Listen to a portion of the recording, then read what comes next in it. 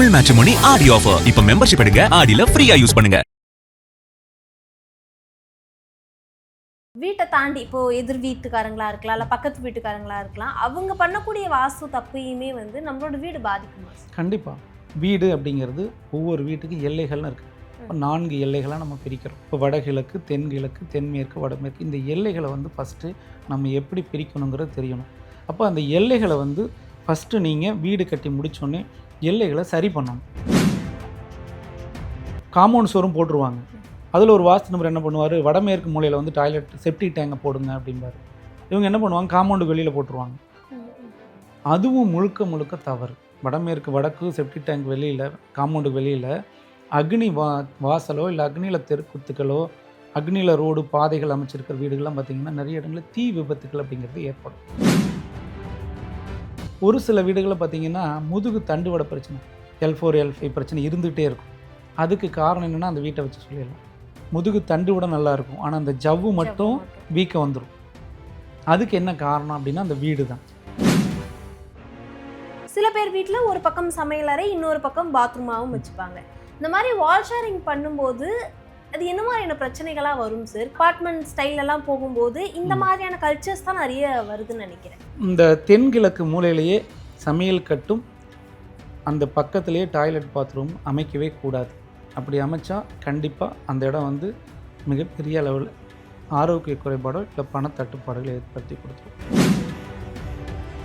வடகிழக்கில் கிழக்கு மட்டும் அடைபட்டுருச்சுன்னா அந்த வீட்டில் இருக்கக்கூடிய ஆண் என்ன பண்ணுவாருன்னா, இந்த குறி சொல்கிறவங்க வீடு எல்லாமே கிழக்கு அடைபட்டு தான் இருக்கும். ஜோதிடம் சொல்கிறாங்கல்ல, ஜோதிடம் ஜாதகம் பார்க்கக்கூடியவங்க வீடு, குறி சொல்கிறவங்க வீடு, சாமியாடிகள் வீடு, இது எல்லாமே கிழக்கு மாந்திரிகம் செய்யக்கூடியவங்க வீடு எல்லாமே கிழக்கு அடைபட்டுருக்கும். ஆதன ஆன்மீகம் நேயர்களுக்கு ஷாம்லாவின் அன்பு கலந்த வணக்கங்கள். நம்ம ஆதன ஆன்மீகத்தில் ஆன்மீகம் சம்மந்தப்பட்ட பல கேள்விகளுக்குமே தினந்தோறும் ஒவ்வொரு வகைகளில் பதில்களை பார்த்துக்கிட்டு இருக்கோம். அந்த வகையில் வாஸ்து ரீதியாக நிறைய பயனுள்ள தகவல்களை நம்ம கூட பகிர்ந்து கொள்ளக்கூடிய வாஸ்து தங்கதுரை சார் இன்னைக்கு நம்மோடு இணைஞ்சிருக்கிறார். நிறைய விஷயங்களை கேட்டு தெரிஞ்சுக்க போகிறோம். வணக்கம் சார். வணக்கம். குரு வாழ்க, குருவே துணை. எப்படி இருக்கீங்க சார்? சிறப்பாக இருக்கேன். வீட்டுக்குள்ளே இந்தந்த மூல பாதிப்பு அப்படிங்கிற மாதிரி சொல்லி நீங்கள் கேள்விப்பட்டிருப்பீங்க. வாஸ்துனா வீட்டுக்குள்ளே இருக்க அமைப்பு அப்படிங்கிற ஒரு விஷயம். வீட்டை தாண்டி இப்போ எதிர் வீட்டுக்காரங்களா இருக்கலாம், இல்லை பக்கத்து வீட்டுக்காரங்களா இருக்கலாம், அவங்க பண்ணக்கூடிய வாஸ்து தப்பையுமே வந்து நம்மளோட வீடு பாதிக்குமா? கண்டிப்பாக பாதிக்கும். கண்டிப்பாக பாதிக்கும். அவன் பண்ணுற தப்புக்கு நம்ம என்ன சரி பண்ண முடியும்? அதுதான். இப்போது பொதுவாகவே இந்த வீட்டுக்கு ஒவ்வொரு இடங்களுக்குமே எல்லைகள்னு இருக்குது. இன்றைக்கி ஒரு சிங்கம் புலிகள் எடுத்தாலும் அதுக்குன்னு ஒரு எல்லை இருக்குது. அதை தாண்டி போகாது. காடுகள்லேயே போய் பார்த்திங்கன்னா போகாது. அதே மாதிரி மனிதர்களும் நமக்குன்னு ஒவ்வொரு எல்லைகள் அப்படின்னு சொல்லி வகுத்து வச்சுருப்போம். இந்த எல்லைகள் அப்படிங்கிறது எல்லைக்கல். முதல்ல தோட்டம் கட்டினா விவசாயம்னா எல்லைக்கல் இல்லை வரப்பு அப்படின்னு சொல்லி போடுவோம். அதே மாதிரி தான் வீடு அப்படிங்கிறது ஒவ்வொரு வீட்டுக்கு எல்லைகள்னு இருக்குது. இப்போ 4 எல்லைகளாக நம்ம பிரிக்கிறோம். இப்போ வடகிழக்கு, தென்கிழக்கு, தென்மேற்கு, வடமேற்கு. இந்த எல்லைகளை வந்து ஃபஸ்ட்டு நம்ம எப்படி பிரிக்கணுங்கிறது தெரியணும். அப்போ அந்த எல்லைகளை வந்து ஃபஸ்ட்டு நீங்கள் வீடு கட்டி முடித்தோடனே எல்லைகளை சரி பண்ணணும். தோட்டமாக இருந்தால் வரப்பு கட்டுவாங்க, சுற்றியில் தோட்டத்தை சுற்றி வரப்பு கட்டுவோம். இல்லைன்னா தோட்டத்தை சுற்றி கம்பி வேலி, பென்சிங் போடுவோம், கம்பி வேலி. இல்லைன்னா பழைய தோட்டங்கள் கிராமத்துலாம் பார்த்திங்கன்னா கிழுகு வேலி அடிச்சு விடுவாங்க. தோட்டத்துக்கு எல்லைகள் அதுதான் கிழுகு வேலி. இது நிறைய இடங்கள் வந்து அந்த இட்டாலின்னு இருக்கும். தாராபுரம், நீங்கள் இங்கே தாராபுரத்துலேருந்து கொங்கு மாவட்டம் எடுத்துகிட்டா இட்டாலின்னு சொல்லுவோம். இந்த இட்டாலிக்கு வடக்கு அவங்களுது, இந்த இட்டாலிக்கு தெற்க வந்து எங்கள் தோட்டம் அப்படிம்பாங்க. கிராமங்கள் இப்படி ஒரு பழக்க வழக்கங்களும் பேச்சுக்களும் உண்டு. அப்போது இந்த மாதிரி இடங்கள் வந்து வீட்டுக்கும் இருக்குது. அப்போ வீடுன்னு கட்டி முடிச்சிங்கன்னா உங்களோட எல்லை வந்து காம்பவுண்டு சுவர். காம்பவுண்ட் சுவர்னு உங்கள் எல்லையில் கரெக்டாக அமைஞ்சிக்கிட்டீங்க அப்படின்னா பக்கத்து வீட்டுக்காரங்க சப்போஸ் வாயு மூலையில் நமக்கு மேற்கு பக்கம் இருக்கிற வீடாக இருந்துச்சுன்னா அவருக்கு ஈசானியே நமது வாயு மூலை. அப்போ அங்கே ஒரு கீழ்நிலை தண்ணீர் தொட்டி போடுறாரு, இல்லை அவரே தப்பாக ஒரு செப்டி டேங்க் போட்டால் கூட நமக்கு பெருசாக பாதிக்காது. இப்போ நீங்கள் காம்பவுண்ட் சுவர் இல்லை அப்படின்னா அவருடைய அந்த அந்த செய்யக்கூடிய தவறுகள் வந்து அந்த தாக்கம் வந்து நம்மளுக்கு இருக்க தான் செய்யும். இதுக்கு என்ன சார் தீர்வு? நீங்கள் ஒன்றும் இல்லை, உங்கள் வீட்டளவுக்கு எல்லைகள் அப்படிங்கிறது ஒரு காம்பவுண்ட் சுவர் போட்டுக்குங்க. தோட்டமாக இருந்தால் கம்பி வேலி அமைச்சா போதுமானது. ஆனால் வீடு அப்படின்னா கிராமங்களில் பெரும்பாலும் இப்போ இதே வந்து தோட்டத்தில் இருந்தால் நீங்கள் காம்பவுண்ட் சுவர் போடணுங்கிற அவசியம் கிடையாது. தோட்டத்துக்கு நாங்கள் காம்பவுண்ட் சுவர் பெரும்பாலும் நம்ம அட்வைஸ் பண்ணுறதில்ல. வசதி வாய்ப்பில் இருந்தால் தாராளமாக பண்ணிக்கங்க. வசதி வாய்ப்பு இல்லை அப்படின்னிங்கன்னா தோட்டத்தை சுற்றி வேலிகள் அமைச்சிங்கனாலே போதுமானது. இதில் நிறைய மிஸ்டேக் பண்ணுவாங்க. நிறைய இடங்களில் போனீங்கன்னா வீடை சரியாக கட்டிடுவாங்க, காம்பவுண்ட் சுவரும் போட்டுருவாங்க. அதில் ஒரு வாஸ்து நம்பர் என்ன பண்ணுவார், வடமேற்கு மூலையில் வந்து டாய்லெட் செப்டி டேங்கை போடுங்க அப்படிம்பாரு. இவங்க என்ன பண்ணுவாங்க, காம்பவுண்டு வெளியில் போட்டுருவாங்க. அதுவும் முழுக்க முழுக்க தவறு. அப்படி போடக்கூடாது. போடவே கூடாது. அந்த மாதிரி இடங்கள் என்ன பண்ணுன்னா, இப்போ வடமேற்கு வடக்கு பகுதியில் வெளிப்பகுதியில் ஒரு செப்டி டேங்கை கொடுத்து அக்னி தவறாக இருக்குன்னா, இந்த 2 தவறு வரும். வடமேற்கு வடக்கு செப்டி டேங்க் வெளியில், காம்பவுண்டுக்கு வெளியில் அக்னி வாசலோ இல்லை அக்னியில் தெருக்குத்துக்களோ, அக்னியில் ரோடு பாதைகள் அமைச்சிருக்கிற வீடுகள்லாம் பார்த்திங்கன்னா நிறைய இடங்களில் தீ விபத்துக்கள் அப்படிங்கிறது ஏற்படும். அப்போது ஏன் நடக்குது? ஒரு வீட்டில் திருட்டு நடக்கிறதுனா சாதாரணமாக நடக்காது. நீங்கள் எல்லா வீட்லேயும் திருட்டு நடக்கிறது இல்லை. ஒரு சில வீடுகளில் அது நடக்கும். அதுக்கு காரணம் என்னென்னா, ஒன்று தென்கிழக்கு வெட்டுப்பட்டிருந்தால் தான் அந்த இடத்துல திருட்டு நடக்கும். அப்படி இல்லைன்னா அக்னி பாதையில் ரோடு குத்தல், வீதி குத்தல் இருந்தாலும் திருட்டு தீ விபத்து அப்படிங்கிற இடத்துல நடக்கும். பர்டிகுலராக ஒவ்வொன்றுக்கும் நம்ம ஒவ்வொரு திசைகளை பிரிக்கலாம். நீங்கள் ஏன் விபத்துக்களால் கைகள் மட்டும் ஒருத்தருக்கு முறியுது அப்படின்னா எதுனால, வாஸ்துல அப்படிங்கிறத நம்ம சொல்ல முடியும். அதே மாதிரி கால்கள் மட்டும் பாதிக்குது அப்படின்னா அது எந்த பக்கம் அப்படிங்கிறத அந்த வீட்டை வச்சு சொல்லலாம். நிறைய இடங்களில் பார்த்திங்கன்னா காலில் மூட்டு அறுவை சிகிச்சை மட்டும் பண்ணியிருப்பாங்க. அப்போ அந்த ஒரு வீட்டை பார்த்தா நம்ம சொல்லிடலாம், இந்த வீட்டில் மூட்டு அறுவை சிகிச்சைகள் மட்டும்தான் வரும்னு சொல்லலாம். ஒரு சில வீடுகளில் பார்த்திங்கன்னா முதுகு தண்டுவட பிரச்சனை, L4 L5 பிரச்சனை இருந்துகிட்டே இருக்கும். அதுக்கு காரணம் என்னென்னா அந்த வீட்டை வச்சு சொல்லிடலாம். நிறைய இடங்களில் பார்த்திங்கன்னா முதுகு தண்டுவட நல்லாயிருக்கும், ஆனால் அந்த ஜவ்வு மட்டும் வீக்க வந்துடும். அதுக்கு என்ன காரணம் அப்படின்னா அந்த வீடு தான். மொத்த வீட்டையும் வாயு மூலையில் கட்டிட்டு வாயு மூலைக்கு தெற்கு பக்கத்தில் பள்ளம் விட்டிங்கன்னா ஜவ்வு சதை அந்த மாதிரி பிரச்சனையை கொடுத்து அதில் தீர்க்கவே முடியாது, தொடர்ந்து அந்த வலிகளை கொடுத்துட்டே இருக்கும். எத்தனை மருத்துவர்கிட்ட போனாலும் தீராது. அப்போ ஒவ்வொரு நோய்களையுமே இந்த வாஸ்துல அப்படியே தனித்தனியாக பிரித்து எடுக்கலாம். இந்த வால் ஷேரிங்கை பற்றி உங்களுக்கு நிறைய விஷயங்கள் தெரிய வந்திருக்கும் சார். ஒரே ஒரு செவர் இருக்கும், இந்த பக்கம் பூஜை அறையாகவும் இந்த பக்கம் சமையல் அறையாகவும் வச்சுப்பாங்க. சில பேர் வீட்டில் ஒரு பக்கம் சமையல் அறை, இன்னொரு பக்கம் பாத்ரூமாகவும் வச்சுப்பாங்க. இந்த மாதிரி வால் ஷேரிங் பண்ணும்போது அது என்ன மாதிரியான பிரச்சனைகளாக வரும் சார்? சில பேருக்கு இட பற்றாக்குறையால் அப்படியும் பண்ணுறாங்க. இப்போ ஜென்ரலாக இந்த அப்பார்ட்மெண்ட் ஸ்டைலெல்லாம் போகும்போது இந்த மாதிரியான கல்ச்சர்ஸ் தான் நிறைய வருதுன்னு நினைக்கிறேன். இது கொடுக்கலாம். அப்படி என்னன்னு பார்த்தீங்கன்னா எந்த இடத்துல கொடுக்குறோன்னு இருக்குது. இப்போ இதே வந்து நீங்கள் ஒரு எடுத்துக்காட்டுக்கு ஒரு வீட்டுக்கு அக்னி மூலையில் ஒரு கிச்சனு, அந்த கிச்சனுக்கு பக்கத்துலேயே ஒரே வால் சென்டரில் அதே அக்னி மூலையில் எக்ஸாக்ட் அக்னி மூலையிலேயே ஒரு டாய்லெட் பாத்ரூம் கொடுத்துட்டாங்கன்னா அந்த வீட்டில் வந்து எப்படின்னா ஒரு குறிப்பிட்ட ஆண்டுகளுக்கு நல்லாயிருக்கும். அந்த வீடு வந்து ஒன்று ஆல்ட்ரேஷன் பண்ணிலேருந்து ஒரு 5-6 வருஷம் நல்லாயிருக்கும், இல்லை கட்டினதுலேருந்து ஒரு 5 வருடங்கள் நல்லாயிருக்கும். அதுக்கப்புறம் என்னென்னா மிகப்பெரிய ஒரு கடனை கொடுக்கும். ரெண்டாவது, அந்த கடன் பிரச்சனைக்கு அப்புறம் அந்த வீட்டில் இருக்கக்கூடிய பெண்மணிக்கு தீர்க்க முடியாத நோயை கொடுத்து ரெகுலராக அவங்களுக்கு வந்து நோய் பிரச்சனை இருந்துகிட்டே இருக்கும். என்ன பர்டிகுலராக கொடுக்கணும்னு பார்த்தீங்கன்னா, ஒன்று வீசிங் ப்ராப்ளம் இருந்துகிட்டே இருக்கும், சைனஸ் வீசிங் ப்ராப்ளம் இருக்குது இல்லையா, அந்த மாதிரி பிரச்சனை கொடுக்கும். இல்லைன்னா வயிறு கர்ப்பப்பை தொடர்பான பிரச்சனை கொடுத்துரும். அப்போது இந்த தென்கிழக்கு மூலையிலேயே சமையல் கட்டும் அந்த பக்கத்துலேயே டாய்லெட் பாத்ரூம் அமைக்கவே கூடாது. அப்படி அமைச்சா கண்டிப்பாக அந்த இடம் வந்து மிகப்பெரிய அளவில் ஆரோக்கிய குறைபாடோ இல்லை பணத்தட்டுப்பாடுகளை ஏற்படுத்தி கொடுத்துரும். இதே வந்து மேற்கு நடுப்பகுதியில் ஒரு டாய்லெட் பாத்ரூம் கொடுத்து அதுக்கு முன்னாடி கிழக்கு பகுதியில் பூஜை ரூம் கொடுக்கலாம்னா தாராளமாக கொடுக்கலாம். அது எந்த விதமான பாதிப்பையும் கொடுக்காது. சமீபத்தில் ஒரு வீட்டுக்கு போகிறப்ப என்ன பண்ணியிருந்தாங்கன்னா, மேற்கு பகுதியில் டாய்லெட் பாத்ரூமு, கிழக்கு பகுதியில் பூஜை அறை. அந்த பூஜை அறை இருக்குது அப்படிங்கிறதுக்காக இடையிலேயே வந்து ஒரு செவரு கட்டி, பக்கத்தில் ஒரு செவரு கட்டி இடையில மணல் போட்டு ஃபில் பண்ணியிருந்தாங்க. ஒரே செவரு குறுக்க. இந்த மாதிரி நிறைய காமெடிலாம் நடக்குது. இந்த மாதிரி வாஸ்து நிபுணர்கள்லாம் நிறைய இருக்காங்க இன்றைக்கி. அவங்கெல்லாம் போய் தான் இந்த மாதிரி சொல்கிறது.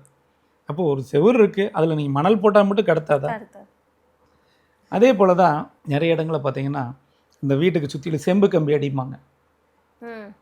செம்பு கம்பி அடிங்க, இது தாக்கம் இருக்குது, புளி அது என்ன சொல்லுவாங்கன்னா முனி ஓட்டம் இருக்குது, முனி ஓட்டம் இருக்குது, அதனால் வந்து கருப்பை நடமாட்டம் இருக்குது, இதை தடும்பாங்க. அதுக்கு செம்பு கம்பி அடிப்பாங்க. செம்பு மண்ணிலேருந்து எடுக்கிறோம், இரும்பு மண்ணிலேருந்து தான் எடுக்கிறோம், தங்கம் மண்ணிலேருந்து எடுக்கிறோம். அப்போ அதை மட்டும் அடித்தா எப்படி அது டிவைட் ஆகுமா? ஒரு பிளாஸ்டிக்கில் வச்சா கூட இந்த மண்ணும் அந்த மண்ணும் ஒரு தனித்தனியாக பிரிக்கலாம், ஒரு பிளாஸ்டிக் ரப்பர் ஷீட்னா கூட. பட் இரும்போ செம்போ எல்லாமே ஒன்று கனெக்ட் பண்ணுறது. இப்போ இதில் கூட அவங்க வந்து ஆய்வு செய்து இது வந்து இதன் கூட அவங்களால சரியாக எடுக்க முடியல. அந்த ஒரு சில வாஸ்து நிபுணர்கள் பண்ணுற தவறுனால நிறையா நல்ல இதில் வந்து ஆழ்ந்த அனுபவம் உள்ளவங்களுக்கு கூட கெட்ட பேர் தான் வருது இன்னைக்கு வாஸ்து. முனி ஓட்டம் அப்படின்னு சொன்னோடனே ஒரு கேள்வி சார்.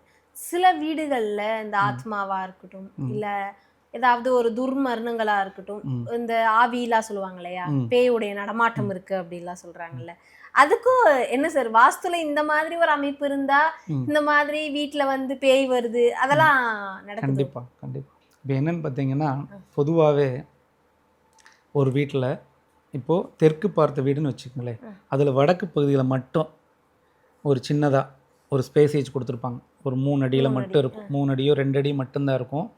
அதில 2 வால் வரும். முதல்ல ஒரு வாலு, அடுத்து ஒரு வாலு.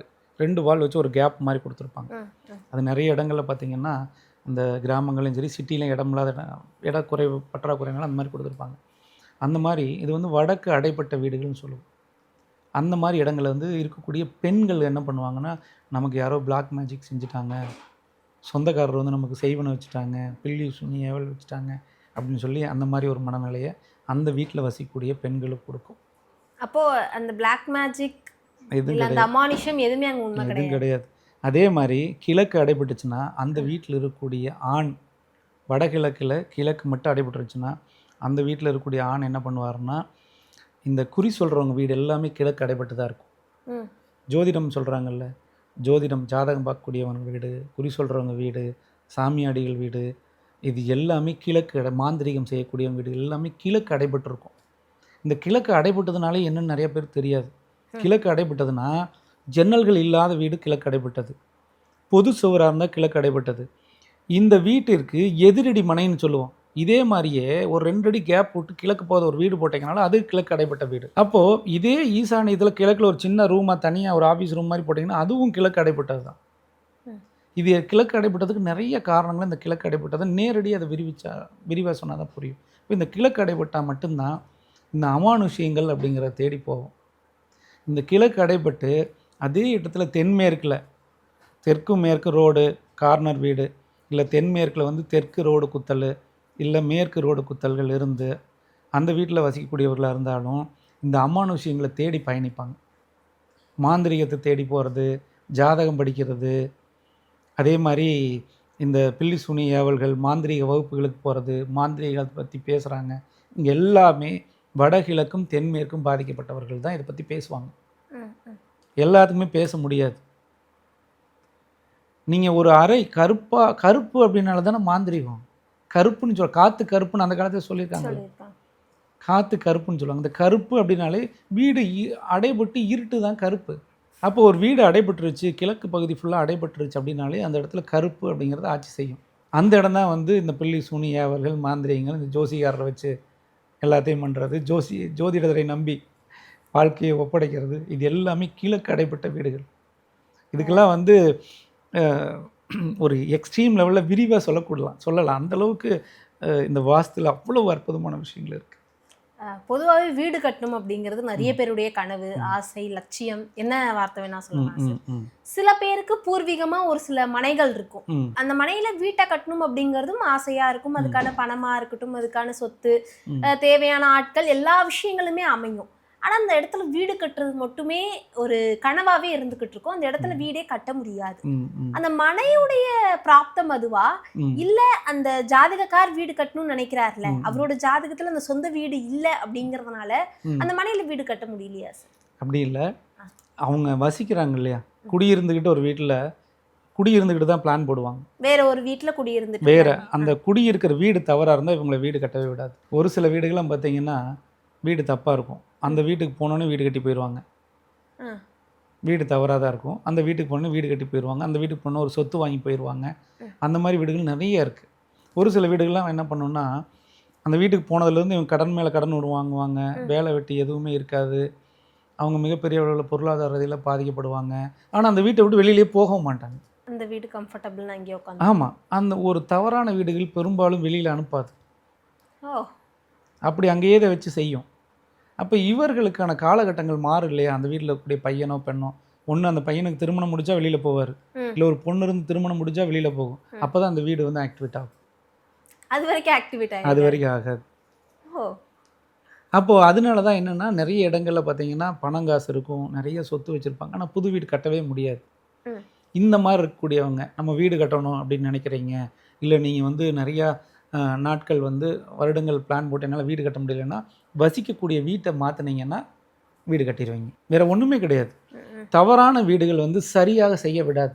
அது ஒவ்வொரு வீடுகளுமே வந்து ஒவ்வொரு விதமான பலன் நம்ம தொடர்ந்து சொல்கிறோம். ஏன்னா வாஸ்துங்கிறது ஒரு பேசிக், ஒரு மாவு. இது தோசையாக ஊற்றுறோமா, இட்லியாக ஊற்றுறோமா, ஊத்தப்பமாக ஊற்றுறோமா அப்படிங்கிறத பொறுத்து தான் நம்ம டேஸ்ட்டு மாறும். அது மாதிரி தான் இந்த வீடும். வாஸ்துங்கிறது ஒரு பேசிக்கு. இது எப்படி அணுகணும், எப்படி இருந்தால் நமக்கு என்ன பலன் கிடைக்கும் அப்படிங்கிறத பார்த்துருந்தா சூப்பராக இருக்கும். ஒரு சில வீடுகள் பார்த்திங்கன்னா தப்பாக இருக்கும், ஆனால் பணம் நிறைய வந்துகிட்டே இருக்கும், நிறைய வரும், கோடி கோடியாக வரும். இதெல்லாம் வந்து பார்த்திங்கன்னா ஒரு எக்ஸாம்பிளுக்கு நீங்கள் திருப்பூர், கோயம்புத்தூர்லாம் இதை பார்க்கலாம், ஈரோடு மாவட்டங்கள்லாம் பார்க்கலாம்.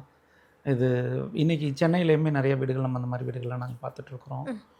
அதனால் எல்லா வீடுகளுமே தப்புன்னு நம்ம சொல்ல முடியாது, எல்லாமே வந்து நல்ல பலன் கொடுக்கணும்னு நம்ம சொல்ல முடியாது. அப்போ ஒவ்வொருத்தருக்கும் தனிப்பட்ட வாழ்க்கைக்கு தகுந்த மாதிரி என்ன அமைக்கிறோமோ அதுதான் மிக பிரம்மாண்டமான ஒரு வெற்றியையும் வாழ்க்கையும் கொடுக்கும்.